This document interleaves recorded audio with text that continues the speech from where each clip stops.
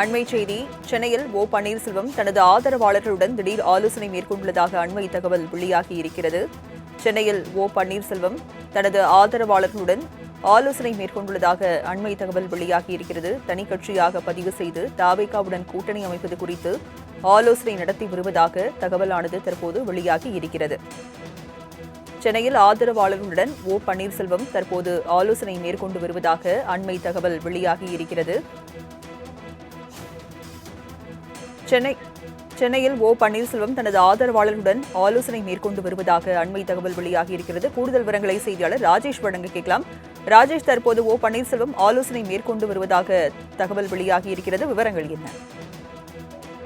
ராஜலட்சுமி, நேற்றைய தினத்தில் அமித்ஷாவை சந்தித்த எடப்பாடி பழனிசாமி பல்வேறு திட்டங்கள் குறித்து அவருடன் ஆலோசனை நடத்தியதாக கூறப்படுகிறது. குறிப்பாக அமித்ஷா தமிழகம் வந்திருந்த பொழுது திருச்சியில் தங்கியிருந்தார். அப்போது முன்னாள் அமைச்சர் SP வேலுமணி அமித்ஷாவை சந்தித்து பேசியிருந்தார். அப்பொழுது இந்த தேசிய ஜனநாயக கூட்டணியில் பாமக, தேமுதிக, அதே போல அம்மா மக்கள் முன்னேற்ற கழகம், OPS உள்ளிட்டவர்களை இணைக்க வேண்டும் என்று அவர் ஏற்கனவே தெரிவித்திருந்தார்.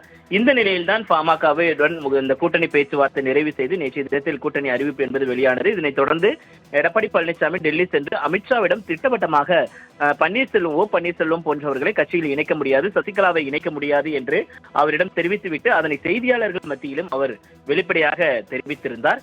இந்த நிலையில்தான் தேசிய ஜனநாயக கூட்டணியில் நாம் இணைவும், நமக்கான இடம் கிடைக்கும் என்றெல்லாம் எதிர்பார்த்திருந்த ஓ பன்னீர்செல்வம் அவர்களுக்கு ஒரு ஏமாற்றமே மிஞ்சியிருக்கக்கூடிய சூழ்நிலையில் சென்னை ராயப்பேட்டையில் உள்ள உட்லண்ட்ஸ் விடுதியில் ஓ பன்னீர்செல்வம் தனது ஆதரவாளர்களுடன் திடீர் ஆலோசனையை மேற்கொண்டு வருகிறார்.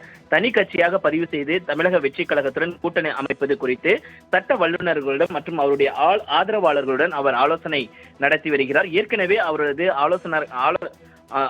அவரது ஆதரவாளர்களாக இருந்த 2 பேர் இன்றைய தினத்தில் திமுகவில் இணைந்திருக்கிறார்கள். முதலமைச்சர் MK ஸ்டாலினை சந்தித்து முன்னாள் சட்டமன்ற உறுப்பினர்கள் சுப்புரத்தினம், சிவபதி உள்ளிட்டோர் நேரடியாக முதலமைச்சரை சந்தித்து திமுகவில் இணைந்திருக்கக்கூடிய சூழலில் இப்படியே போனால் தன்னுடைய ஆதரவாளர்கள் மாற்றுக் கட்சிக்கு செல்ல நேரிடும் என்பதற்காக இந்த முடிவை எடுத்திருக்கிறார். குறிப்பாக ஜனவரி 15ஆம் தேதி தை முதல் நாளில் தனது பிறந்த நாளில் அரசியல் நிலைப்பாட்டை அவர் அறிவிக்க உள்ளதாக தகவல் வெளியாகி இருக்கிறது. இதற்கான ஆலோசனைகளை அவர் தொடர்ச்சியாக மேற்கொண்டு வருவதாக தகவல் வெளியாகி இருக்கிறது. ராஜலட்சுமி, விவரங்களை வழங்கியதற்கு நன்றி ராஜேஷ்.